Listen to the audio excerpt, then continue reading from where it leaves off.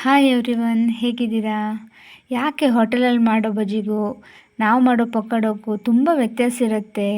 ಯಾಕೆ ಅವು ತುಂಬ ಕ್ರಿಸ್ಪಿ ಆಗಲ್ಲ ಅಂದ್ಕೊಂತೀರಲ್ಲ, ಹೌದಲ್ಲ? ಇವತ್ತು ನಾನು ಸೀಕ್ರೆಟ್ ಟಿಪ್ನೊಂದಿಗೆ ಆ ಈರುಳ್ಳಿ ಪಕೋಡ ಹೆಂಗೆ ಮಾಡೋದು ಅಂತ ಹೇಳ್ಕೊಡ್ತೀನಿ. ನೋಡೋಣ ಬನ್ನಿ.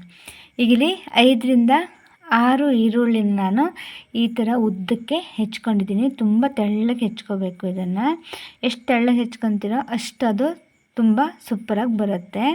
ಇದಕ್ಕೆ ನಾನೀಗೇನು ಮಾಡ್ತೀನಿ, ಉಪ್ಪನ್ನು ಹಾಕಿಡ್ತಿದ್ದೀನಿ. ಹೆಚ್ಚು ಕಡಿಮೆ ಒಂದು 3/4 ಚಮಚದಷ್ಟು ಉಪ್ಪನ್ನು ಹಾಕಿ ಇದನ್ನು ನೀಟಾಗಿ ಕೈಯಿಂದ ಈ ಥರ ಕಿವುಚಿ ನಾವೇನು ಮಾಡಬೇಕು, ಎಲ್ಲ ಉಪ್ಪು ಈರುಳ್ಳಿಗೆ ತಾಗುವಂಗೆ ನಾವು ಇದನ್ನು ನೀಟಾಗಿ ಈ ಥರ ಕಲಿಸ್ಕೋಬೇಕು. ಯಾಕೆ ಈರುಳ್ಳಿ ಈ ಥರ ಸ್ಲೈಸ್ ಮಾಡಿ ಉಪ್ಪು ಹಾಕಿ ಕಲಸಿಡಬೇಕು ಅಂತ ನೆಕ್ಸ್ಟ್ ಹೇಳ್ತೀನಿ ನಿಮಗೆ.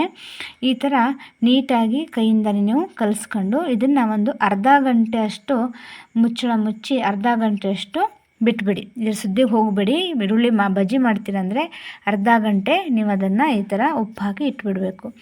ನೆಕ್ಸ್ಟು ಒಂದು ಅರ್ಧ ಚಮಚದಷ್ಟು ಕೊತ್ತಂಬರಿ ಕಾಳು, ಆಮೇಲೆ ಇನ್ನೊಂದು ಅರ್ಧ ಚಮಚ ಜೀರಿಗೆ, ಇವನ್ನೇನು ಮಾಡಬೇಕು, ಡ್ರೈ ಆಗಿ ಕುಟ್ಕೋಬೇಕಾಗತ್ತೆ. ಫಸ್ಟು ಇದನ್ನು ತುಂಬ ಫೈನ್ ಆ್ಯಂಡ್ ಪೌಡ್ರ್ ಆಗೋದು ಬೇಡ, ಮಿಕ್ಸಿಗೆ ಹಾಕೋ ಅವಶ್ಯಕತೆ ಇಲ್ಲ.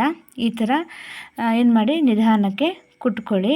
ಜಸ್ಟು ಪೌಡ್ರ್ ಆದರೆ ಸಾಕಾಗತ್ತೆ. ಇದು ಈ ಥರ ರಫ್ ಆಗಿ ಇದನ್ನು ಪೌಡ್ರ್ ಮಾಡ್ಕೊಳ್ಳಿ. ಈಗ ಇದಕ್ಕೆ ನೆಕ್ಸ್ಟ್ ಏನು ಮಾಡಬೇಕಂದ್ರೆ, ಇದಕ್ಕೆ ನಾವು ಮಾಡಬೇಕು, ಸ್ವಲ್ಪ ಹಸಿಮೆಣಸಿನಕಾಯಿ, ಶುಂಠಿ, ಒಂದು ಸ್ವಲ್ಪ ಬೆಳ್ಳುಳ್ಳಿ, ಹಸಿಮೆಣಸಿನಕಾಯಿ, ಆಮೇಲೆ ಕೊತ್ತಂಬರಿ ಸೊಪ್ಪು. ಇವು ಸ್ವಲ್ಪ ಹಸಿ ಇರ್ತಾವಲ್ಲ, ಸೊ ಎಲ್ಲದನ್ನು ಒಂದೇ ಸಲ ಹಾಕಿ ಕುಟ್ಕೊಳ್ಳೋ ಅವಶ್ಯಕತೆ ಇಲ್ಲ. ಆವಾಗೇನಾಗುತ್ತೆ, ಆ ಕೊತ್ತಂಬರಿ ಕಾಳೆಲ್ಲ ರಫಾಗಿ ಪೌಡ್ರು ಕೂಡ ಆಗೋಲ್ಲ, ಹಾಗೆ ಇರುತ್ತೆ. ಸೊ ಫಸ್ಟ್ ಅವನ್ನ ಡ್ರೈ ಆಗಿ ಕುಟ್ಕೊಂಡು ನೆಕ್ಸ್ಟ್ ಇವನ್ನ ಹಾಕಿ ಅದ್ರ ಜೊತೆಗೆ ಮಿಕ್ಸ್ ಮಾಡಿ ಇವನು ಕೂಡ ರಫ್ ಆಗಿ ಒಂದು ಸ್ವಲ್ಪ ಕುಟ್ಕೊಂಡ್ರೆ ಸಾಕಾಗತ್ತೆ. ತುಂಬ ಫೈನ್ ಪೌಡ್ರ್ ಏನು ಪೇಸ್ಟ್ ಏನು ಬೇಡ, ಇಷ್ಟರ ಮಟ್ಟಿಗಾದರೆ ಸಾಕು. ನೆಕ್ಸ್ಟ್ ಈಗ ನಾವು ಒಂದು 15ರಿಂದ 20 ನಿಮಿಷ ಮೇಲೆ ಆಗಿದೆ ಈರುಳ್ಳಿಯನ್ನು ಮತ್ತು ಉಪ್ಪನ್ನು ಹಾಕಿ ಕಲಸಿಟ್ಟಿದ್ದು. ನೋಡಿರಿ, ಇದೇ ಸೀಕ್ರೆಟ್ ಟಿಪ್ಪು. ಏನಂದರೆ, ಯಾಕೆ ಹೋಟೆಲ್ಗಳಲ್ಲಿ ಕ್ರಿಸ್ಪಿ ಆಗುತ್ತೆ ನೋಡಿ, ಎಷ್ಟು ನೀರು ಬಿಟ್ಕೊಂಡಿದೆ ಅಲ್ವಾ. ಅಲ್ಲಿ ಯಾವುದೇ ಕಾರಣಕ್ಕೂ ನಾವು ಹೋಟೆಲ್ಗಳಲ್ಲಿ ಏನು ಮಾಡ್ತಾರೆ, ನೀರನ್ನು ಯೂಸ್ ಮಾಡಲ್ಲ ಪಕೋಡ ಮಾಡಲಿಕ್ಕೆ. ಏನು ಈರುಳ್ಳಿ ನೀರು ಬಿಟ್ಕೊಂಡಿರುತ್ತಲ್ಲ, ಅದೇ ನೀರಲ್ಲಿ ನಾವು ಮಾಡಬೇಕು, ಕಡಲೆ ಹಿಟ್ಟು ಹಾಕಿ ನಾವು ಪಕೋಡಾಗೆ ರೆಡಿ ಮಾಡ್ಕೋಬೇಕು. ಯಾವುದೇ ಕಾರಣಕ್ಕೂ ಎಕ್ಸ್ಟ್ರಾ ನೀರು ಹಾಕುವಂಗಿಲ್ಲ. ನೀವು ಎಕ್ಸ್ಟ್ರಾ ನೀರು ಹಾಕಿದ್ದೀರಿ ಅಂತಂದರೆ ಪಕೋಡ ಏನಾಗುತ್ತೆ, ಸಾಫ್ಟ್ ಆಗಿಬಿಡುತ್ತೆ. ನಮ್ಗೆ ಸಾಫ್ಟ್ ಬೇಡ, ಕ್ರಿಸ್ಪಿ ಬೇಕು ಅಂದರೆ ಈ ಟಿಪ್ಪನ್ನು ಫಾಲೋ ಮಾಡಿ. ಇಲ್ಲಿ 4ರಿಂದ 5 ಚಮಚ ನಾನು ಕಡಲೆ ಹಿಟ್ಟನ್ನು ಹಾಕ್ಕೊಂಡೆ. ಆಮೇಲೆ ಒಂದು 2-3 ಚಮಚ ಅಕ್ಕಿ ಹಿಟ್ಟನ್ನು ಹಾಕ್ಕೊತಿದ್ದೀನಿ. ಇದು ಕೂಡ ಒಂದು ಸೀಕ್ರೆಟ್ ಟಿಪ್ಪೆಯ. ನಾವು ಪಕೋಡ ಕ್ರಿಸ್ಪಿ ಆಗಬೇಕು ಅಂದರೆ ಅಕ್ಕಿ ಹಿಟ್ಟನ್ನು ಕೂಡ ಅದಕ್ಕೆ ಮಿಕ್ಸ್ ಮಾಡ್ಕೋಬೇಕಾಗತ್ತೆ. ಇಲ್ಲಿ ಉಪ್ಪನ್ನು ನಾನು ಹಾಕಿಲ್ಲ, ಯಾಕಂದರೆ ಈರುಳ್ಳಿಗೆ ಉಪ್ಪನ್ನು ಹಾಕಿದ್ದೀವಿ. ಸೊ ಟೇಸ್ಟ್ ನೋಡಿಕೊಂಡು ನೀವು ಬೇಕಾದ್ರೆ ಉಪ್ಪನ್ನು ಹಾಕ್ಕೋಬೋದು. ಈಗ ಆ ಕುಟ್ಕೊಂಡಿರುವಂತಹ ಒಂದು ಮಸಾಲೆ, ಕಡಲೆ ಹಿಟ್ಟು, ಅಕ್ಕಿ ಹಿಟ್ಟು, ಇವನ್ನ ಹಾಕಿ ನಾನು ಏನು ಮಾಡ್ತೀನಿ, ನೀಟಾಗಿ ಇದನ್ನು ಕೈಯಿಂದನೇ ಕಲಿಸ್ಕೊಳ್ಳಿ. ಸ್ಪೂನ್ ಸರಿ ಆಗಲ್ಲ. ಎಲ್ಲದಕ್ಕೂ ಕರೆಕ್ಟಾಗಿ ಮಸಾಲೆ ಹಿಡಿಬೇಕು ಅಂತಂದರೆ ನೀವು ಕೈಯಿಂದನೇ ಕಲಿಸ್ಕೋಬೇಕು.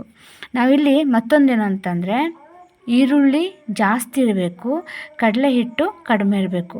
ನೀವು ತುಂಬ ಕಡಲೆ ಹಿಟ್ಟು ಹಾಕಿಬಿಟ್ಟೆ ಅಂದರೆ ಮತ್ತೇನಾಗುತ್ತೆ, ಸೇಮು ಪಕೋಡ ಸಾಫ್ಟ್ ಆಗಲ್ಲ, ಕ್ರಿಸ್ಪಿ ಆಗಲ್ಲ. ಏನಾಗುತ್ತೆ, ಸಾಫ್ಟಾಗಿ ಒಂಥರ ಮೆತ್ತಗಾಗಿಬಿಡತ್ತೆ.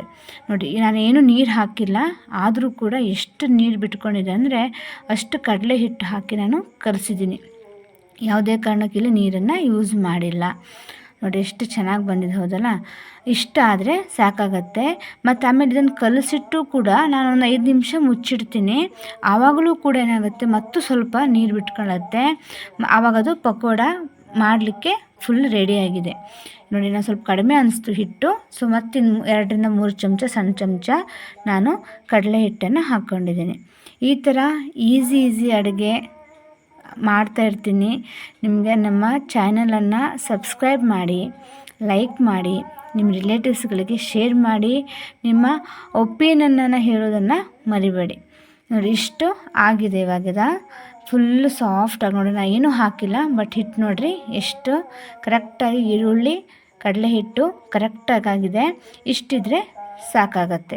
ಇದಕ್ಕೊಂದು ಸ್ವಲ್ಪ ಕೊತ್ತಂಬರಿ ಸೊಪ್ಪು ಹಾಕಿ ನಾನು ಮಾಡ್ತೀನಿ, ಕಲಿಸ್ಕೊಂಡೆ. ಈಗ ನೆಕ್ಸ್ಟ್ ಅಂತಂದರೆ ಇದನ್ನು ಕರಿಲಿಕ್ಕೆ ಎಣ್ಣೆನ ಇಟ್ಕೊಳ್ಳೋಣ. ಸಾಕು, ಇಷ್ಟೊಂದು 2 ನಿಮಿಷ 3 ನಿಮಿಷ ಮುಚ್ಚಿಟ್ಬಿಡೋಣ. ಇಲ್ಲಿ ಎಣ್ಣೆನ ಬಿಸಿಗಿಡ್ತಿದ್ದೀನಿ. ಆಮೇಲೆ ಪಕೋಡ ಮಾಡ್ಬೇಕಾದ್ರೆ ನೀವು ಎಣ್ಣೆನ ತುಂಬ ಜಸ್ಟ್ ಲೈಟಾಗಿ ಬಿಸಿ ಇದ್ದಾಗ ಪಕೋಡನ ಬಿಡಬಾರ್ದು. ಫುಲ್ ಎಣ್ಣೆ ಬಿಸಿ ಆಗಿರಬೇಕು. ಆಮೇಲೆ ಅದನ್ನು ಬೇಕಾದ್ರೆ ನೀವು ಮೀಡಿಯಮ್ ಟು ಲೋ ಫ್ಲೇಮಲ್ಲಿ ಮಾಡ್ಕೋಬೇಕು. ಇಷ್ಟಿಷ್ಟು ಸ್ವಲ್ಪ ಬಿಟ್ಕೊಂಡು ನಾವೇನು ಮಾಡ್ಬೋದು, ಪಕೋಡನ ಕರೀರಿ. ಇಲ್ಲಿ ಹೈ ಫ್ಲೇಮ್ ಇಡಬಾರ್ದು ಯಾವುದೇ ಕಾರಣಕ್ಕೂ, ಅವು ಸುಟ್ಟು ಹೋಗ್ಬಿಡ್ತವೆ. ಸೊ ಸಿಮ್ಮಿಂದ ಸ್ವಲ್ಪ ಹೈ ಇಟ್ಟು ನೀವು ನಿಧಾನಕ್ಕೆ ಪಕೋಡನ ಕರೀರಿ. ತುಂಬ ಕ್ರಿಸ್ಪಿಯಾಗಿ ಸೂಪರ್ ಟೇಸ್ಟ್ ಆಗುತ್ತೆ. ಕೆಲವರು ಆ ಪಕೋಡಾಗೆ ಕಲರ್ ಬರಲಿ ರೆಡ್ಡಿಶ್ ಅಂಥೇಳಿ ಒಂದು ಚಮಚ ಸಕ್ಕರೆ ಕೂಡ ಹಾಕ್ತಾರೆ. ಬಟ್ ನಾನು ಇಲ್ಲಿ ಸಕ್ಕರೆ ಯೂಸ್ ಮಾಡಿಲ್ಲ, ಅವಶ್ಯಕತೆ ಇದ್ದರೆ ಹಾಕ್ಬೋದು. ಇಲ್ಲಿ ನೋಡಿ, ಸೋಡಾ ಈನೋ ಯಾವುದನ್ನು ಯೂಸ್ ಮಾಡಬೇಡಿ. ಅಕ್ಕಿ ಹಿಟ್ಟಿಂದನೇ ಇದಕ್ಕೆ ಕ್ರಿಸ್ಪಿನೆಸ್ ಬಂದುಬಿಡುತ್ತೆ. ನೋಡಿ ಇಷ್ಟು ಚೆನ್ನಾಗಿದು ಬಂದಿದೆ. ಇವನ್ನ ಸ್ವಲ್ಪ ಹಾಕಿ ಈ ಥರ ನಾನು ಪಕೋಡನ ಕರ್ಕೊಂಡಿದ್ದೀನಿ. ತುಂಬ ಈ ಮಳೆಗಾಲದಲ್ಲಿ ಒಂದು ಸಲ ಆದರೂ ಈ ಪಕೋಡನ ನೀವು ಮನೇಲಿ ಟ್ರೈ ಮಾಡಲೇಬೇಕು. ತುಂಬ ಸೂಪರ್ ಆಗುತ್ತೆ. ಒಂದು ಸಲ ಇದನ್ನು ಟ್ರೈ ಮಾಡಿ. ಇಷ್ಟ ಆದರೆ ನನ್ನ ಚಾನಲನ್ನು ಸಬ್ಸ್ಕ್ರೈಬ್ ಮಾಡಿ, ಶೇರ್ ಮಾಡಿ. ತುಂಬ ಸೂಪರಾಗಿರುವಂತಹ ಪಕೋಡ ಈ ಮಳೆಗಾಲದಲ್ಲಿ ಬಿಸಿ ಬಿಸಿ ಚಾದೊಂದಿಗೆ ಇಂತಹ ಪಕೋಡ ಇತ್ತು ಅಂತಂದರೆ ಮತ್ತೇನು ಬೇಡ ಅನಿಸ್ಬಿಡುತ್ತೆ. ಒಂದು ಸಲ ಇದನ್ನು ನೀವು ಟ್ರೈ ಮಾಡಲೇಬೇಕು. ಮನೇಲಂತೂ ತುಂಬ ಚೆನ್ನಾಗಿ ಕೂತ್ಕೊಂಡು ಎಲ್ಲರೂ ಕೂಡ ತಿಂದ್ವಿ.